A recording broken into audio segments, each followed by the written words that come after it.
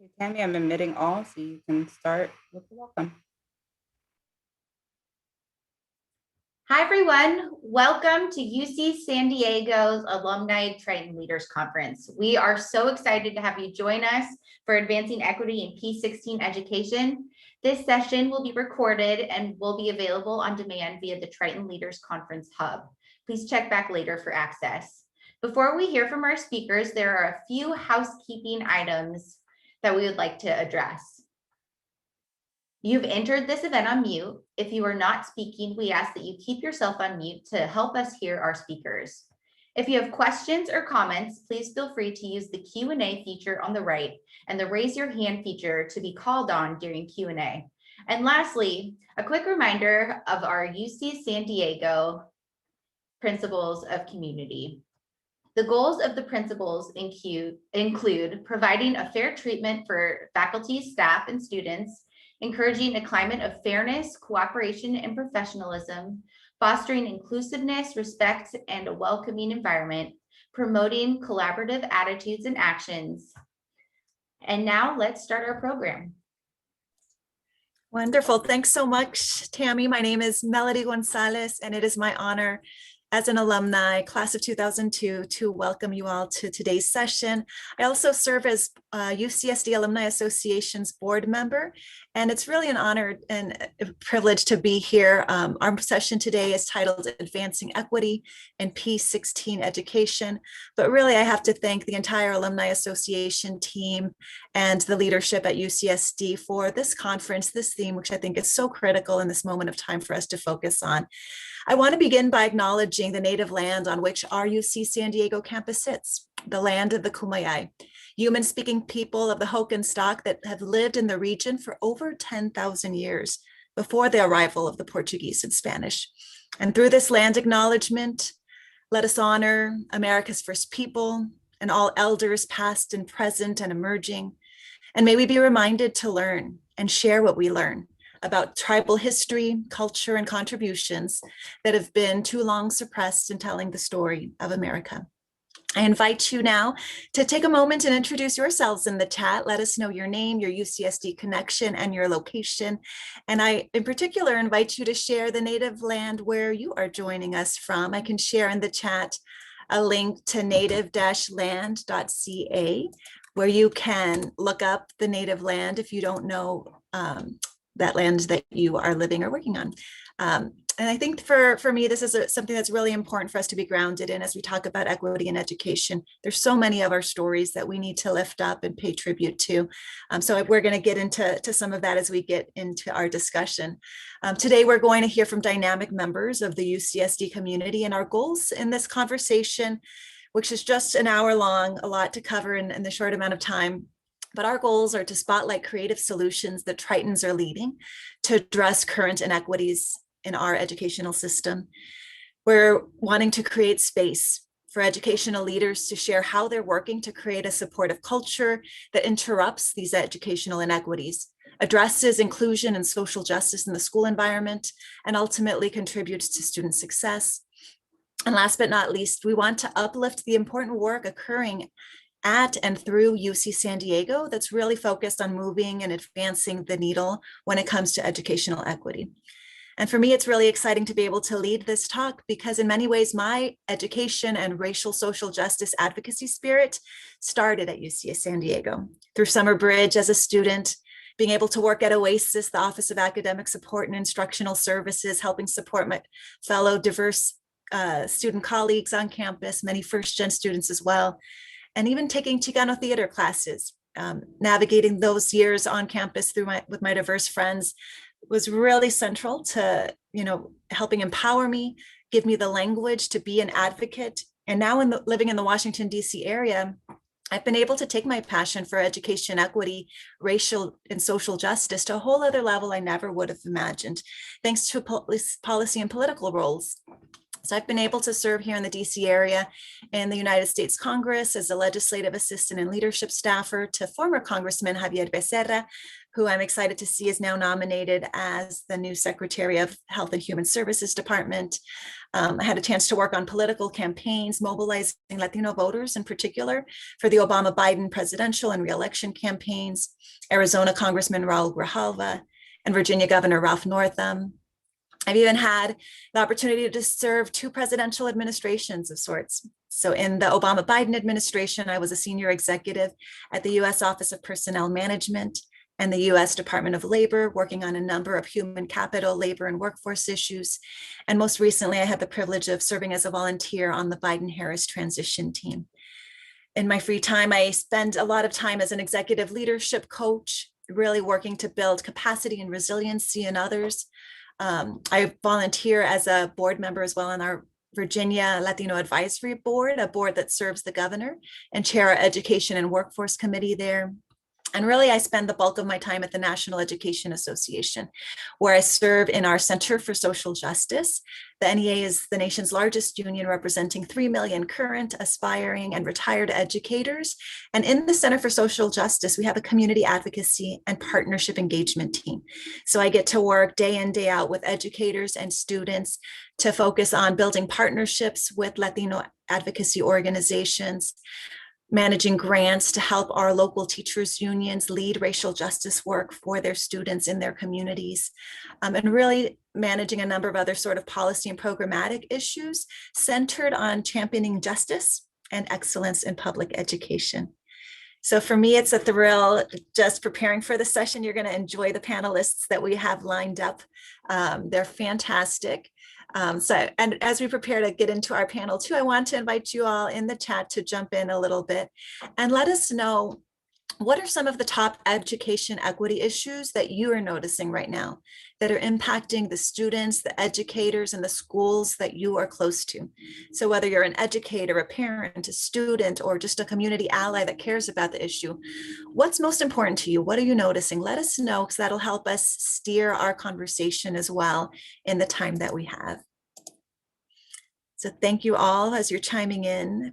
It's great to see those comments. I also want to make sure you know that through the conference hub, you also have a way to ask questions. So I encourage you throughout to raise your or ask your questions through the conference hub. At the top of the event page for this session, you'll see a Q&A button. You can press the question, enter your question through that. And if you have any issues accessing through the conference hub system, you can always enter questions in the chat, and we'll do our best to keep an eye out there. So without further ado, I want to introduce our first panelist. Frances Cuantreras is a UCSD professor in the Department of Education Studies and Associate Vice Chancellor for Equity, Diversity, and Inclusion. She has over 15 years of administrative leadership experience at UCSD, as well as the University of Washington College of Education. There, she directed their higher education program. She has a wealth of information that she's produced through research and published writings focused on equity and access issues for underrepresented students. She's got her BA from UC Berkeley, a master's from Harvard, a PhD from Stanford, and has been named among the top 25 academics to watch by Diverse Magazine. So Frances, let's jump to you. And based on your research and firsthand experience, especially working with underrepresented students at UCSD right now, what do you see as the top education equity issues facing our students and faculty in the Triton community? Great. Thank you so much. It's an honor to be here. Good afternoon to everyone. And thank you for sharing this space and time with all of us. You know, I think that many of you can resonate with the challenges that COVID has presented. I think that it's really brought out a number of inequities that we're seeing, particularly for our first generation students of color. And I have the honor and privilege every spring, I teach a large undergraduate course of over 70 students, primarily Latinx and African-American students, first-gen students on education policy as it pertains to the Latino community. And in that course, I had them writing journals, and I noticed an interesting phenomenon that had emerged. This is March, and so this is that whole first quarter of the pandemic, and these are issues that I've seen since then, and that is not all students were experiencing the pandemic equally, right? And not all communities are experiencing the pandemic equally. We know that in the state of California, over 55% of cases and death rates are highest among our Latinx community. They're also highest nationally among our African American community. And so the challenges that are being faced by our students both in the past and presently remain the same, meaning our students have gone back to work. Our students have been balancing school remotely. Some of them are helping to manage childcare within the home. If they've gone back home, they're helping to educate their siblings that are now remote. And so equity has taken on a whole new construction in this virtual environment, right? So there are issues of connectivity. PICA just did a wonderful survey, a statewide survey. PICA is the Parent Institute for Quality Education. They did a really good survey statewide of Latino parents and found that 29% of the Latino parents in their survey of over 1,300 parents, 29% in the Central Valley, those parents didn't have an email. How do schools communicate with parents? Via email and in English. And so when we think about, access to educational services, our college students are also witnessing real time the real challenges, not only with connectivity, but that their families are experiencing. I've had entire families have their family move out to other states that both parents have lost positions. The other issue that I'm seeing is a tremendous amount of loss. I've had a number of students lose parents or lose loved ones, I myself included. And so I think that when we think about, how to support students, it really is that moment to step up. It's that moment to be kind. It's that moment to ask how you're doing, to do check-ins that perhaps might not pertain to work, but just do a mental health check. And so in terms of how our students are doing, I think they're doing their best. They're incredibly resilient. I think our faculty of color are placed with a tremendous onus at this time in terms of being a support network for our first generation students. But I do think as a community, we've seen some real pillars of hope and people banding together to support our students and to support one another. And I'll stop there. Thank you, Frances, and condolences to you and everybody that's with us that has suffered loss as a result of COVID. Those that have been impacted, it's significant. There was a huge education equity challenge before COVID, even more so now. So thank you for lifting that up, bringing voice to that, Frances, and we'll get into that a bit more. We'll have space during our Q&A time as well. I want to next introduce Helen V. Griffith, class of 81. She is the executive director of the Preuss School at UC San Diego. It's a middle and high school for low-income scholars who strive to become the first in their families to graduate from college. She earned her bachelor's degree in communication from UC San Diego and her master's in education technology and a doctorate in educational leadership from San Diego State University. With over 20 years of experience as an educator and principal, she's really specialized in leadership development, school transformation, and educational entrepreneurship. She's held several leadership roles, including founding executive director and CEO of E3 Civic High. She has been dean of students at Crawford High School, vice principal of Lincoln High School, and founding principal of Millennial Tech High School. So Helen, our students and educators are, as was mentioned by Frances, having to simultaneously navigate COVID-19, their studies, but also racial and economic crises that existed even before this pandemic and have been exacerbated more so now. So what are some of the top educational equity issues that you think need to be prioritized right now based on what you're seeing from the lens of the middle and high school students at Preuss School? Well, just to echo what Frances has shared, it's the same effect that's happening in K-12 education. Of course, the digital divide, I think, was even more pronounced in K-12 education. As soon as we left campus at the Preuss School, that was the first thing we had to do, was not only to bridge the divide with devices, but also with connectivity, with hotspots. And when we talk about equity being fairness and impartiality, we really, and across education, we really need to look at the systems and structures in place to create that. I visited Seoul, Korea, where the internet is free, where there's access to the internet. There was fairness across the board for all citizens. Why don't we have that here in the United States? And COVID just shined the light on that even more so when our scholars were unable to connect to teaching and learning. The other things that COVID shined a light on, of course, in K-12 was food insecurity for our scholars. We had to actually put into the school day opportunities for them to go to food resource centers to pick up lunch, to pick up breakfast, because our scholars are low income. And that light was even brighter, of course, during COVID as our families lost jobs. Of course, housing insecurity, because they were losing jobs and not having places to live. But for those who live in the home, as we were connecting with them, we found that there was a lack of a quiet place to study, that the home was not an environment that was suitable for them to be able to engage with their teachers. Their backgrounds weren't camera ready. And in many cases, some of the environments could be changed to a Zoom environment that would allow them to have confidence and, of course, not be embarrassed to be on camera, to access the teaching and learning that was going on. They were caring for siblings. Some of them had to go to work. Many of them had to do the adult jobs that their parents have to do. And I think that's much more challenging in K-12 when you talk about a college student having to do that. Can you imagine an 8th grader taking care of the 4th grader and the 3rd grader and perhaps a toddler while their parents are out? So we also saw that they had lack of resources and materials. So just the bare basics of pen and pencil and other, their books for home libraries. So we had to create a scholar support mobile that would go out weekly into the neighborhoods where our scholars live, and to provide those resources that were free of charge. And we also added on food that we would access to that they would have access to in the scholar support mobile that we had to address. And then we had to step up our mental health and wellness support, because we know that it's a necessary condition or component of any school that is trying to advance equity, and in terms of the fairness and the inequities that are happening and the trauma that is caused from anti-racist curriculum, anti-racist teaching, from biases that happen and that are pretty rampant in our schools, that brings on trauma.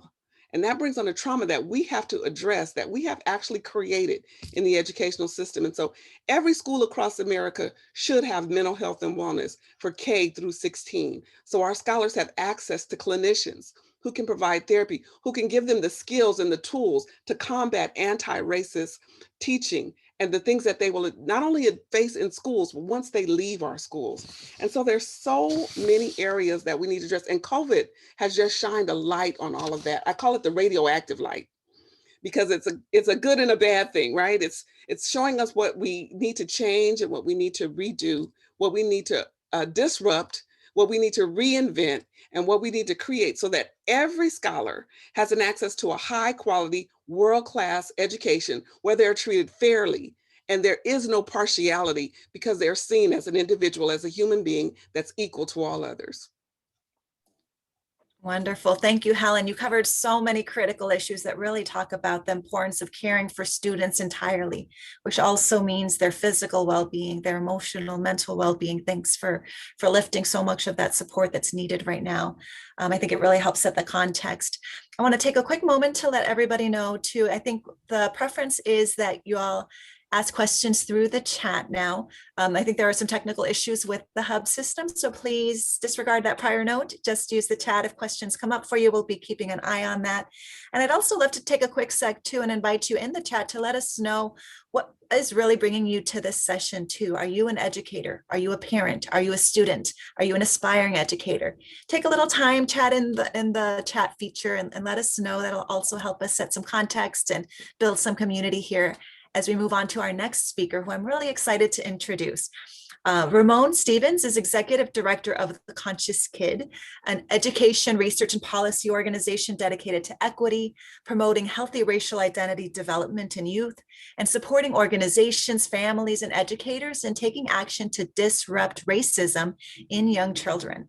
He is a PhD candidate in education studies at UC San Diego. And his research really focuses on critical race theory, sense of belonging, and critical media literacy for young children and adults. He's a UC President's Fellow, Seed Fellow, and a recent recipient of the Diversity, Equity, and Inclusion Teaching Award at UCSD. With 15 years plus experience in social justice work, he really focuses on equity-based teaching, programming, and collaborative partnerships that foster diversity, cultural competence, and organizational development. He's presented his research at conferences like Stanford's Race, Inequality, Language, and Education Conference, the American Educational Research Association, and the National Association for Multicultural Education, just to name a few.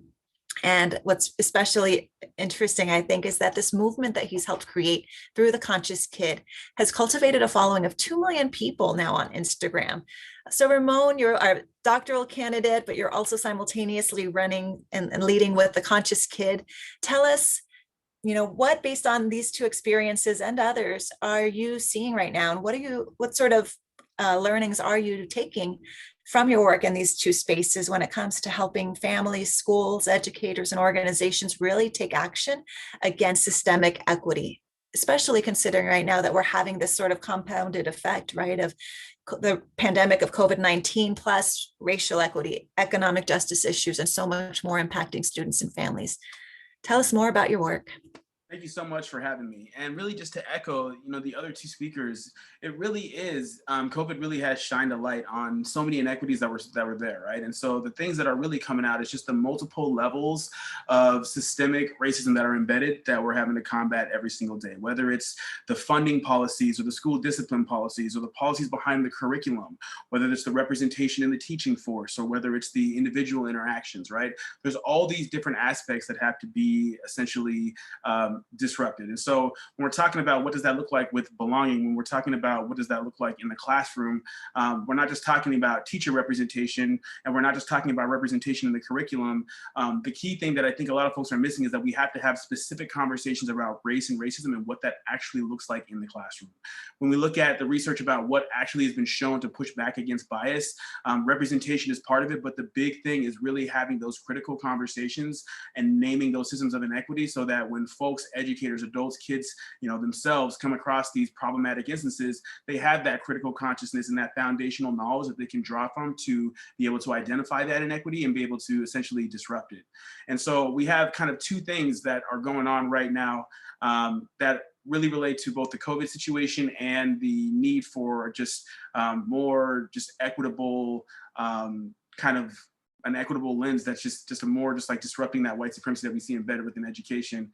And so one thing we have is our anti-racist children's book fund, where we've sent 41 anti-racist children's books that help have conversations specifically around race and racism while also providing that empowerment. But really the books are really just an entry point to get to the structural and policy levels, right? Until we can see those shifts. This helps teachers and gives the tools in their hands right now to be able to have those conversations. But the other cool thing about the books, it's not just for the students, it's really for us and ourselves, right? The teachers themselves, when we see are involved in this work, we see their own critical consciousness growing because it brings us back to our own doorstep and having to be realistic about the ways in which we are complicit or the ways in which we're disrupting racism on a daily basis with the work that we do, right? So it's not just reading these books as it is just an entry point to these larger, more important conversations that need to be had. And so another thing that we've had is our COVID-19 rent relief fund. We've been able to give $500 direct grants to families who really need it. And one of the reasons why we did it is because, we had such a big platform. It just felt socially responsible to use that platform to do something. And we just wanted to raise a few $1,000s, but it ended up being so much bigger than that. And the cool thing is that we don't require you to share your trauma or don't ask for a bunch of papers. We can just give you the money directly. And that's been extremely helpful as far as providing that need that we see is intersecting with all of our families with COVID. And that's really a financial lens. And it's even more exacerbated for families of color in particular. So just a little bit. Wonderful. No, thanks, Ramon. And I think it's really exciting just to see how something, has really just emerged and bloomed through the work that you've been doing. And whether people are parents or students or allies and advocates, everybody can find something through the Conscious Kid to connect to and to use. So I love that. And I'm excited to get into more of that conversation. I want to move on to our final panelist, who is also another doctoral candidate at UC San Diego. Marico Cavey has her BA in psychology with minor in education studies from UC San Diego, an MS in counseling from San Diego State University, and now she's working on her PhD in education studies at UC San Diego. Her 15 years spanning the K-16 educational settings began with providing post-secondary advisement for first-generation college-going students via the CalSOAP program, which stands for California Student Opportunity and Access Program.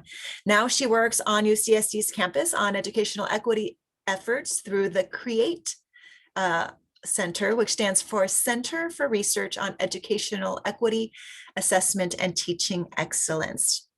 Marico, tell us more about UCSD's Center for Research on Educational Equity, Assessment and Teaching Excellence, also known as CREATE, and how the center, and especially this work through Us versus Hate, a special campaign y'all are leading, is contributing to moving the needle on equity. Thank you so much. And I'm really honored to be here among so many stellar colleagues as well as fellow UCSD alums. I think this is a wonderful segue from what Ramon was just speaking about. I'd like to share that for nearly 25 years now, CREATE has served as a hub for community engaged educational equity work through deep collaborative partnerships with schools. And we lead a number of equity initiatives ranging from math to computer science to writing to college opportunities and more. But today, as you mentioned, I'm here to talk about our Us versus Hate program specifically, which is a national educator and student-led anti-hate messaging project. So as you can see on the slide, you can find out more at our website, usversushate.org. But super quickly, I'm just going to provide a really brief overview for some context. So next slide, please. And first, I really want to acknowledge the many individuals who contributed to the design, implementation, and research of the Us versus Hate project, most of whom are UCSD alumni or current UCSD faculty, staff, and students. Next slide, please. And next, I want to highlight why such a project is essential right now. And a number of national studies have shown that since 2016, there has been a documented spike in hate speech and hate crimes on school campuses, exacerbating long-standing dynamics of inequality. And such hate incidents, unfortunately, often do go unaddressed by school leaders, and teachers have really been struggling with how to respond. So in many cases, the impact on practice has been that teachers often avoid discussing current events in class at all. Next slide. So we collaboratively designed Us versus Hate to counter bigotry in schools. And there are two project aims. So one is to support youth empowerment to speak out by creating anti-hate public messages in any media form that denounce racism, xenophobia, anti-Semitism, sexism, and any form of bigotry that's impacting their lives and communities. The other goal is to support educators to respond to hate via free anti-hate lessons from our many national partner organizations that facilitate dialogue about these social issues. And next slide, please. So these are just a few examples of some anti-hate messages made by K-12 students. And as you're looking at the breadth of those messages and hate issues covered, I want to highlight that the project cycle includes assessing local needs and then teaching lessons that address those needs. Students then create anti-hate messages and share those messages in their school communities. Then they submit favorite messages to a national contest that we organize. So following a youth voting process, the winning messages are reproduced as physical posters, stickers, and other items that are sent back to all participating classrooms. And then we also push participants to ask themselves what's next and really use Us versus Hate as just one of many possible on-ramps to ongoing learning and action, just as Ramon was speaking about. And next slide, please. And lastly, here are some great examples created by UC San Diego students. UCSD is actually the first university campus to pilot this project in higher education as the work continues in K-12 nationwide. Thank you so much. Wonderful. Thanks, Marico. It's wonderful to see that work and really how it's centered on students, educators coming together, as well as community. I'm excited to get into talking a little bit more about how people can plug into that Us versus Hate campaign in just a moment. We'll take a little time here now and run through a question I'll offer to each of our panelists just to start digging a little deeper. So Francis, our UCSD Alumni Association board met yesterday, and it was really wonderful to see how much the university is now leaning into equity issues. You know, we received updates now that like 30%, over 30% of UCSD student population are first gen. Latinos are almost 22% now of UCSD student population, which means the university is just 3% shy of being able to be considered a Hispanic serving institution. UCSD also, we heard, received 140,000 applications, making it #2 in the UC system. And especially interesting is that African-American student applications are up to 18%, Latino applications are up about 12%. So there's a real opportunity that the chancellor spoke to when it comes to making some progress. He also noted that there's been some progress around diversity and efforts to kind of grow the ranks of diverse and even female leaders on campus. So like at one point, for example, when he started, there were no females as academic deans, and now 5 out of 10 deans are women. So while there's, definitely some progress, I wonder, what are some of the top and latest equity initiatives at UCSD that our audience should be aware of? Because I think there's really a lot of interesting work going on campus, and would love to hear a little bit more about that and how that equity work is impacting, students, but also the faculty, staff, and administrators. Right. Thank you so much for that backdrop. So I think part of that factual backdrop is also just the fact that, all public systems of education in California today are HSI systems. That means all public systems, the K-12, the CSU, the community colleges, and even UC now serve a majority base of Latinx students, which is greater than 25%. So what that means, in fact, 6 out of 9 undergraduate degree granting institutions are HSIs. We will likely be next and join the ranks of being an HSI within the next 2 to 3 years. And so I think with that comes the responsibility. And so on our campus, we have been working on a few initiatives. There's 2 that I'm going to mention. The first is the Black Academic Excellence Initiative. And that initiative was launched years ago, 5 years ago now, and it was to shed light on the dearth of African-American students on our campus, but also to raise awareness and try to recruit more African-American faculty. I am proud to say that under the leadership of Dr. Becky Pettit, who is my colleague and the Vice Chancellor for Equity, Diversity, and Inclusion, and her unit, they not only launched the BAEI, which is a committee that works on the Black academic excellence, student issues, faculty issues, as well as staff, and creating a culture and climate of inclusion. But we also were awarded this past year in 2020 a grant, an Advancing Faculty Diversity grant from the UC Office of the President to work on a cluster hire of faculty that concentrate their research in STEM, but can also contribute to the African American Studies minor. And so we are poised to hire anywhere between 12 to 15 faculty who can also serve the African American Studies minor. And so that's one. The second is that we've had a Latinx. We are the first UC campus, I can say, even without having the HSI status, we are the first UC campus to launch a Latinx academic excellence initiative throughout the entire system. And other campuses have now copied us. So it's the greatest compliment when other campuses are following your suit, like UC Irvine and others. But we launched a Latinx Academic Excellence Initiative in 2019. That was after 2 years of work of an academic senate work group to have this evolving initiative, because we don't want to just fall into numerically being an HSI. We want to strategically plan on how to be responsive to Latinx students, to African-American students, and to our Native American students. And so there's been a lot of thought that has gone, and a lot of hard work that faculty, students, and staff have engaged in to ensure that we're being responsive to our students. And this is a window of opportunity. So I just want to take this second to say, this is a window of opportunity with applications being up for us to achieve a solid yield of African-American and Latinx admits. And so what does that mean for you alumni? It means helping us call. It means helping us get on the phone and call students to tell them that we want you here at UC San Diego, that we are not only working on being an MSI or an HSI or even an ANAPISI, which is an Asian serving institution. We are working to serve all students. And in doing so with these multiple classifications, we will be responsive to the needs of first generation communities of color. And we are actively working to create critical masses of faculty to serve you. And that's the message we want to be sending. So we need all hands on deck in this moment. We are actively pounding the pavement. Everyone on that committee, that Latinx committee, and these various committees I mentioned, we are all involved in a calling campaign. And some other things that we've done is we have translated the admissions website portal into Spanish. That was a historic moment. We have a partnership with Univision. You'll see some of our faculty highlighted in commercials with Univision. And we also have a partnership with PIQUE, which is the Parent Institute for Quality Education. And so grass has not grown under our feet the past 3 to 4 years that we are actively and authentically engaging with community. It's not just to achieve this, identity. It's actually to live up to that identity and in serving students.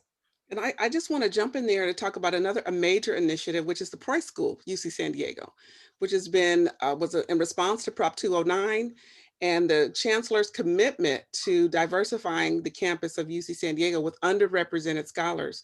And we all know that the Price School was established as the pipeline to come across the bridge so the scholars would be absolutely prepared and feel the capital that they need to know that they belong on that campus because they've been there since 6th grade, to then, of course, come there as scholars to graduate from college as the first in their family. And the chancellor came behind that and put his money where his mouth was and added the CASP program, which gives our scholars a full ride to UC San Diego. So that when I was there were few minorities, where the Price School is supposed to be that bridge. And what I'm hoping to do, Melody, is to hitch my wagon to the admissions department, to go back into the communities of color and now create Price as the pipeline to UC San Diego. So we go in the lower grades because we've got to start sooner in communities of color, because we know in San Diego County, by the 4th grade, scholars of color are already behind in math and English language arts, which we should talk about that later, but that's going to be another conversation. But we need to hitch our wagon to admissions to go to these communities to say, if you want to go to UC San Diego, you study hard now, you come to the Price School, and then you go to UC San Diego, and then hopefully after that, it's cradle to career, where we connect you with Qualcomm or these other companies so that scholars of color graduate from college with a livable wage where they can continue to make transformation. Another initiative I want to talk about, I was recently accepted to the LEAD Fellows Program, which is Leadership Advancing Equity and Diversity.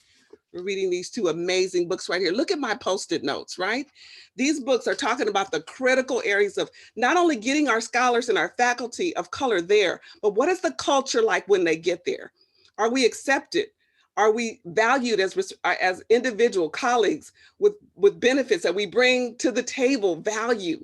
That we have equal intelligence and equal worth, that there are no more microaggressions, that when we come to this campus, that we stand shoulder to shoulder as people of color with our faculty and our staff to know that we are valued. And so it's our mission to come to this as a fellow to change the culture of UC San Diego, where all are valued and respected as equal members of the table, and that we raise those numbers, we elevate those numbers, and we elevate the experience of people of color on the campus. Mhm. Yeah, no, absolutely. And thanks for chiming in, Helen, because I think what's really energizing for me is that as an alumni, and the more that I'm involved in the Alumni Association, I'm just noticing how much more the university is investing in programs, but actual investments as well. Right. And so people are on campus, like you all, thinking about how to create the systemic change, the culture change, but also trying to get that investment to make sure these programs really do list and create that impact that they need. And I do want to get into that point. When we were preparing for this conversation, we had an interesting and important conversation around the fact that even before COVID, students of color, African-American scholars were already behind, and there were already inequities that existed at very early points. For example, 4th grade, like you mentioned. And there are a number of reasons, right? Like even in the chat, I noticed people are commenting about the importance of needing to look at investments in schools. The investments in schools went down during the 2008 recession and never recovered. And now we're at a point where people are trying to figure out, how do we manage our budgets now? And I think rather than shrinking the pie, we need to think about, how do we grow the pie to really fully invest in our schools and students to address this equity gap that existed before COVID. And I think one of the things that's really interesting too, Helen, that you also kind of got into is that there are some best practices when it comes to how to grow the ranks of educators who really understand things like anti-racist pedagogy. You talked about the 8 tenets of critical thinking, strength-based versus deficit models of working with students. And these sort of tactics can really change the trajectory of students like those that you work with at the Price School and that we know are in San Diego, but really across the nation too. So what are some best practices that you think might be helpful for our listeners to take away with them when it comes to growing the ranks of educators that are diverse, culturally competent, anti-racist? Right. Not just growing the ranks, but transforming the ranks, right? And disrupting what's going on that's been a hindrance in terms of our scholars. And I really want to put a pin on scholars, because I want to make sure that everyone knows scholars, people of color are scholars. That's this person who loves to learn. I don't use the word students deliberately because I need to make a declarative statement that students of color are scholars. They can learn and achieve at high levels just like any other person or any other scholar. So I just want to put a pin on that. And hopefully you take that as a takeaway as well when you're referring to students of color and other people in the education industry.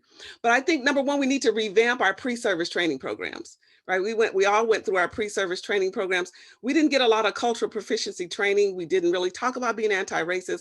We didn't talk about the systems in place. There's systems, policies, and structures in place to get what we're getting. So that means we need to change the systems, policies, and structures that are in place. So in our pre-service programs, we need to have a revamping of how we're training educators to be culturally proficient and to be able to go into any school and bring any scholar up to their level of full potential. I think it can start there. I think we need to do recruitment for teaching. If I had my way, I'd have a teachers college that started at kindergarten.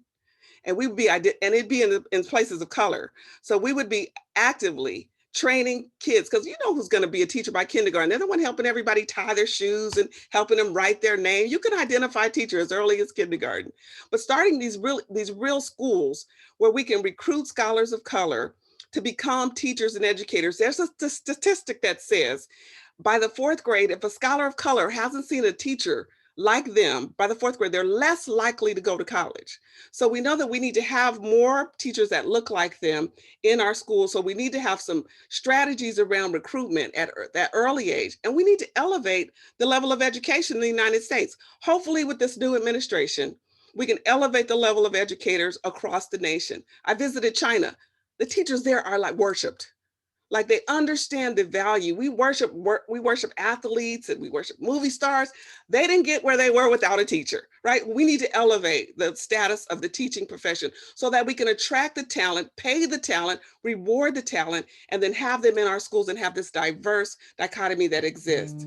In addition, I think we need to have this long-term training. We're supposed to be lifelong learners, to be culturally proficient. Not only to create educators who are, but to continue to master that. We have to continue learning and growing.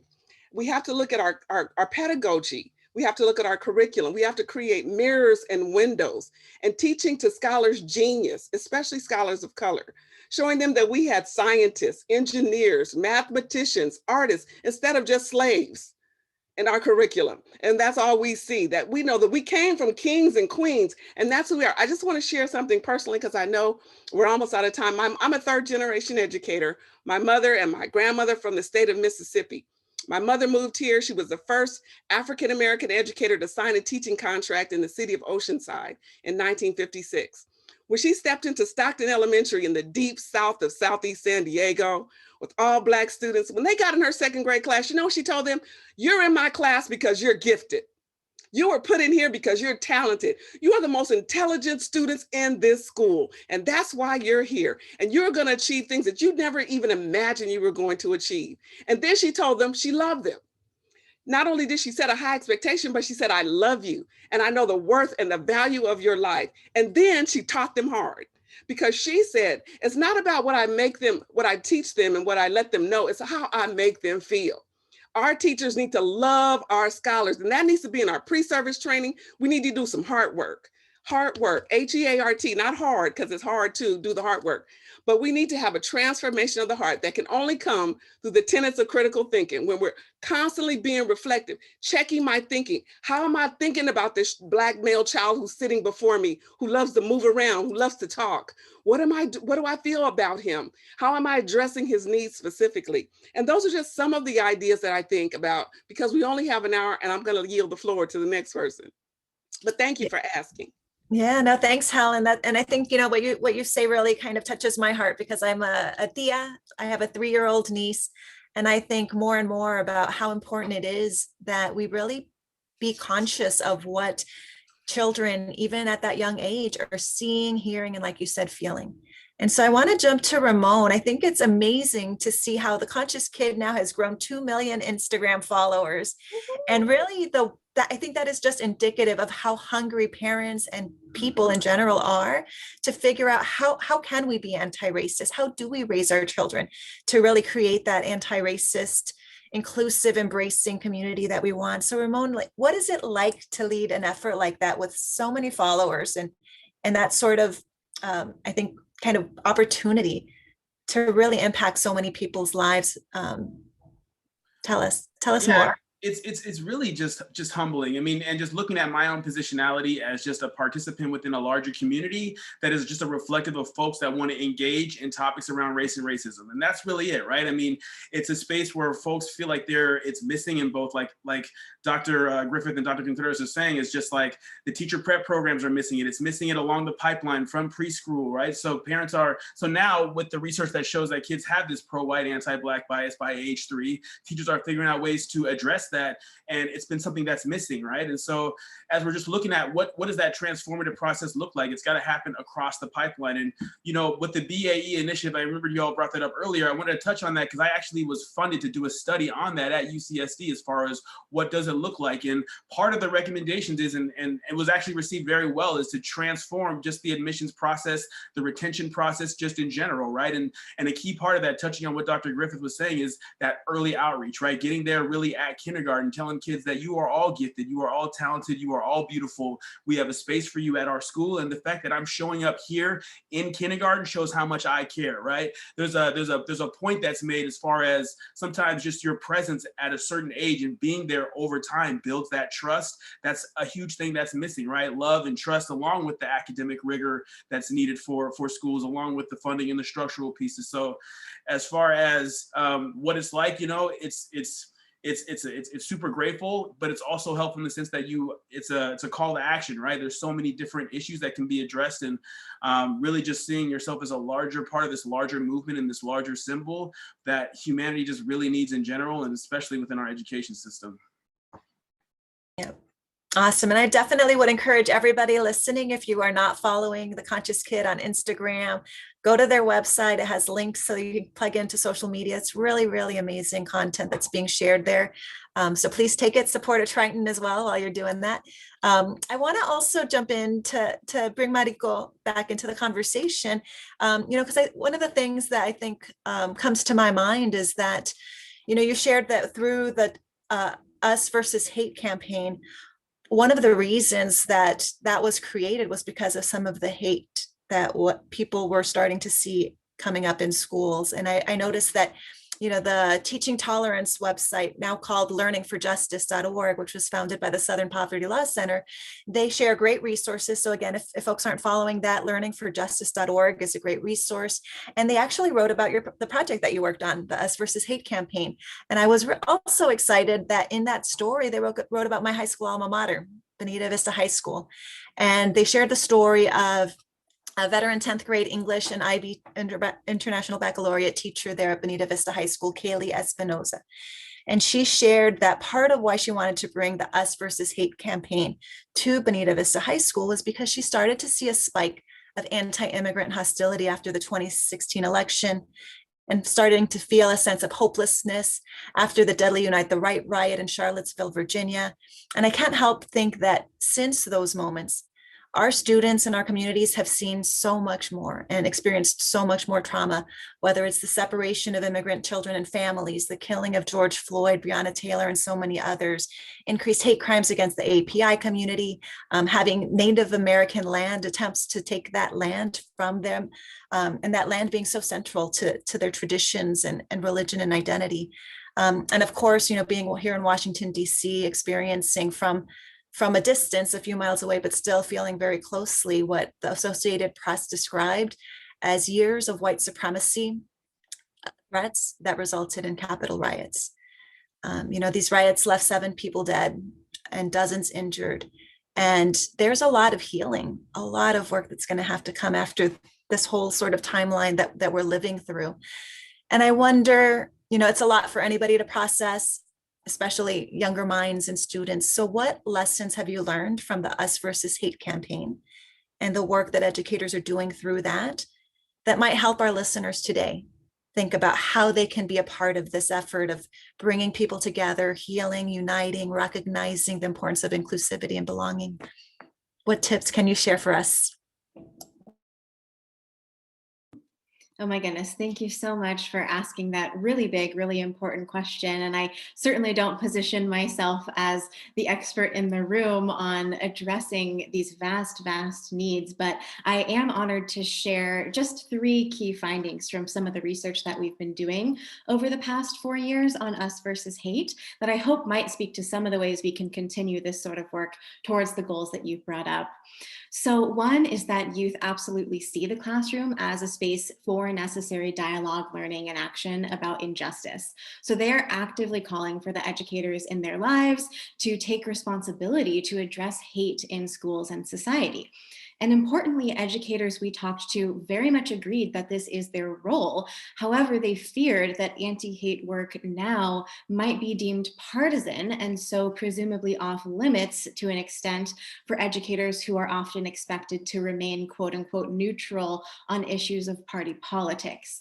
So that complication said, we also found that teachers actively sought and arranged many forms of backup, which were key to teaching specific groups' experiences inclusively and empathetically. So I won't go into the details of all those strategies they used right now, but they ranged from mobilizing collaborators to secretly funnel books in some cases to students seeking to read something that connected to their identity but didn't feel supported. It also ranged to aligning classroom lessons with the broader work of their district equity office, very diverse. And so given the pushback that educators might receive, inclusive efforts like Us versus Hate can feel under particular threat today. And this really requires teachers to persevere through their agency via this active assembly of supports from others within their sphere of influence. And third, I'll highlight that we found Us versus Hate did have resonance not just within the classroom, but also in broader spheres of influence as well. So via the public messaging aspect of the project, participants advanced their work from supporting that critical consciousness in the classroom to then engaging in broader activism and elevating youth voice externally. So for example, physical reproductions of one scholar's poster denouncing xenophobia was then displayed in art galleries. It was used in fundraisers for humanitarian efforts towards immigration justice, and it was seen in protests at the border and in other community spaces. So these findings indicate to us that anti-hate work is wanted by youth, and it can be as simple as creating an open invitation for their voices to be heard. And additionally, through teachers' agency, this work can be made possible across extremely politically diverse schooling contexts across the country, and even in communities where such work might be unwelcome. We also saw that the process of speaking out publicly against hate offers this tangible next step for participants wanting to move from classroom dialogue into broader community action. So I just want to finally emphasize that we designed this project to have a very low barrier to entry, meaning you can take action with Us versus Hate at any time, in any context, with any age group of students. We've had participants ranging from pre-kindergarten all the way through college and even at home during this COVID time. So we really want to encourage folks to take action now, because once offered this opportunity, students really run with it in amazing ways. Wonderful. Thanks, Marico. And I think that you raised an important point that sometimes there are low lift, low barrier entry sort of events and actions that we can take that can start to set that groundwork, right? And there are educators out there that are working and leaning into racial justice work. There are some who are just starting from scratch. There are some who are trying to do it in places that have not yet done that work. And the examples on the Us versus Hate site, which is, it's so great to see that that's, really grown out of the UCSD community and the CREATE with Dr. Micah, who was mentioned in the chat here. There's so many great examples of how people can start bringing that sort of spirit and work into the classroom in a manageable sort of way, or build it out into something that's much more in depth and long term. We are running short on time, which I knew we would be. We have so many great comments from our panelists to share, and so many great conversations going on in the chat. What I'd like to do with the time that's left, which is 6 minutes, so I'll ask our panelists to be close with this, is kind of merge what we thought about doing for our closing activity with a question I spotted in the chat, which I think was Amanda Corona, who offered, how can we as community members become better advocates for equity in education? What is your call to action? Let's start, Francis, with you. I mean, I think there's a few ways, but on the ground, I mean, it's saying yes to mentoring. I think that we're, in this moment, people want, students want a connection to community leaders, and a challenge that we face all the time. I mean, in the summer, I'm hosting 8 to 9 students because my peers say no. And so I just can't, I don't have the heart after they've competed to get into these summer programs to say no to mentoring them in the summer. So I'm saying yes to everybody. And that means a tough summer, but honestly, it just really fills my soul. And so I really encourage you to say yes to mentoring in your capacity, say yes to getting involved. Try to help us with this calling campaign, explain your experience, describe your experience at UC San Diego, that this is a dynamic place, and really help us to create that community we all want to see. Wonderful. Thank you, Francis. And I'm sharing a few links in the chat here as we close so that you all can take advantage. Diversity.ucsd.edu. I'm also pasting in a link, facultydiversity.ucsd.edu, so folks can start to hopefully explore more even beyond this conversation on some of the things Francis mentioned. Helen, what about you? What's your call to action for how our community can be stronger education equity advocates? Well, I've just got to quote Dr. Martin Luther King Jr., who said, if you see a good fight, get in it. And this is a good fight. And so I just want to applaud all of you for being on the call today, because I know you're in the fight, you're in the work. I want you to stay in the work. It is overwhelming because we wonder what to do, right? But don't be paralyzed by being overwhelmed. I want to just say, just be calm, take a deep breath, and take a bite size out of the elephant, because it is an elephant. But what we have to do is we have to continue to educate ourselves. All of those links that were placed in the chat, I hope you pull them out so you can start digging up these resources. We're in the 21st century where everything's at a click of our finger, where we can access information and materials to educate ourselves on what it means to be anti-racist, pro-Black, what it means to have culturally proficient schools, what it means to be an ally, what it means to be inclusive. And I want you to use that, one of the tenets of the 8 tenets of critical thinking. Keep thinking about your thinking, keep being reflective, keep evolving, keep continuing to grow. When you find you have a bias, because we all do, address it, deal with it personally. These are call to actions that we can all take within ourselves. And if you're in a place where you can take action against policies, procedures, and practices that will elevate all human beings to their place of power, provision, and prominence, do so that they can feel their passion, fulfill their passion and their purpose. And I just want to give a great big shout out. Francis mentioned the power of mentorship. 2 of my mentors are on this call, Dr. Cecil Lytle and Mae Brown, that took me in at UC San Diego when there weren't many people who looked like me. And I'm where I am because I'm standing on their shoulders, because they took time out of their day, and there was no mentor program back then. There wasn't anything official, but they believed in the village, that they knew there was a need, and I'm standing on their shoulders because they took time out of their life to impart into my life. So those are some of the things that I would give you to take away. And my other favorite great American, Native American hero, Sitting Bull, said, so let's put our heads together and see what kind of life we can create for our children. Keep putting your heads together with anyone who'll listen, so that we can transform this world and make it an equal place for all. Beautiful. Thank you so much, Helen, for sharing. And I shared in the chat the link to Price School so you can learn more about the great work she's leading there on that campus. Marico, Ramon, let's jump to you. Tell us, what is your call to action for our audience today? Wow, such powerful words from Dr. Griffith and Dr. Cuantreras. I'm just gonna try to interject, But if I were to say one thing, when we're talking about this work for whether it's anti-racism or critical consciousness or work for students of color, remember, it helps all students. This is good for all students, right? People think that this is this charity that we're gonna do for these brown kids to see themselves, which is true, but we know that critical consciousness has benefits for higher levels of thinking, higher school performance, higher professional performance, more resilience in your life, better health effects, right? So when you aren't able to engage and see that, you have a loss of empathy, a loss of humanity, right? Freire talks about dehumanizing yourself when you're unable to join that solidarity, you're able to see something from someone else's perspective. So when we're talking about doing equity work, remember, it's beneficial for all folks, for all humanity to do that, in addition to making sure that our kids of color and our marginalized groups are protected as well. So well said. Thank you, Ramon. Important points to close on there. And Marico, how about you? What are your calls to action here for our audience? Thank you so much. Wonderful recommendations offered so far. At this point, I'll just encourage you to really support the youth that are in the driver's seat of this project, Us versus Hate. So we've created a national youth board of students across the country who are going to be running our new Instagram page. So you can get a preview of their work by looking up Us versus Hate on Instagram and sharing your favorite post from their page. I know it'll really excite them to see your engagement. When sharing, if you can use the hashtags Us versus Hate and Triton Leaders, we'd love to see that. And if you want to get involved in the project in any way, shape, or form, please go to our website, usversushate.org, click on Getting Started, or reach out to me or anyone on the team at Create for any kinds of educational collaborations you'd like support with. Thank you so much. Beautiful. So hopefully after this session, we will see Twitter, Facebook, Instagram, and anything else you are on light up with those hashtags.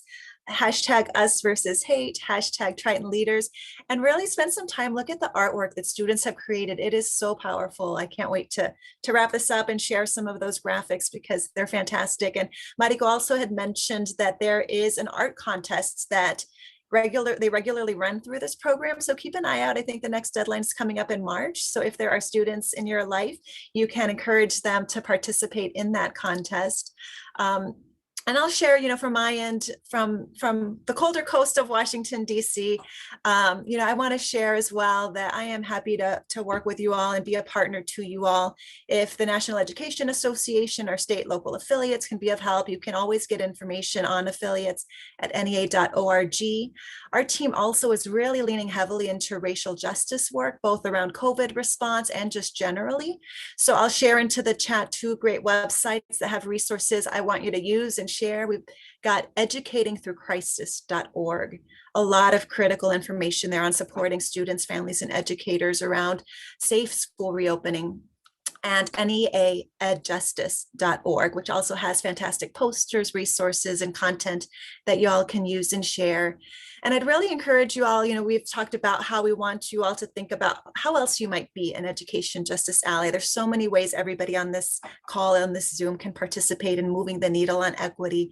I'd also personally encourage you all to consider policy and political roles to be an education justice advocate. Changes don't just happen overnight. We need people in multiple layers. So work for an elected official, pursue local, state, and presidential appointments, even run for office yourself and help determine the policies that are made, where dollars go, and how funding can be more equitably distributed to our communities.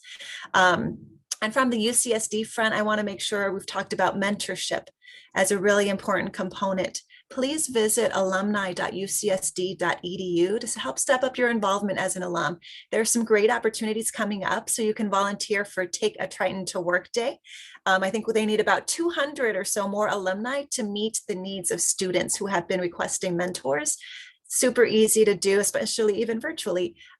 You can also be plugging into UCSD's regional and affinity alumni associations. You can connect with them, again, through alumni.ucsd.edu. And there's a new app y'all should sign up for called Tritons Connect. So it is almost like a LinkedIn networking site, but specifically for UCSD alumni.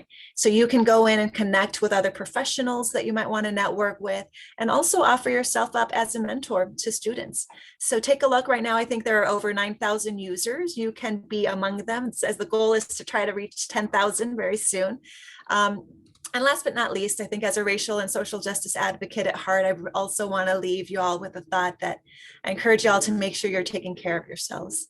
As racial and social justice advocates, there's so much work that we often carry and as we're trying to serve our communities day in, day out with all that everybody's trying to manage.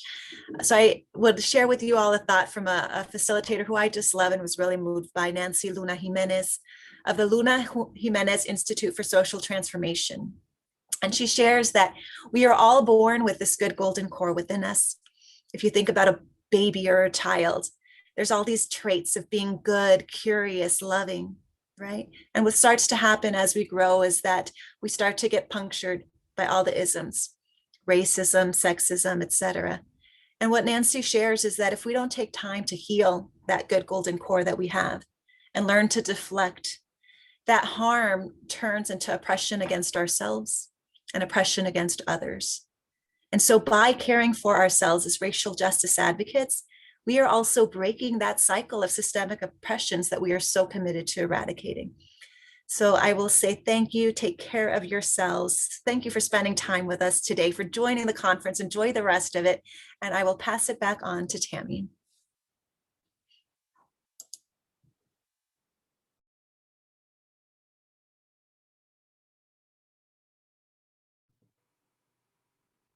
Thank you, everyone, for joining us today. That is the end of our program. We hope that you'll join us for the upcoming sessions, and those have been linked in the chat. We thank you for this thoughtful, thought-provoking conversation, and enjoy the rest of the conference.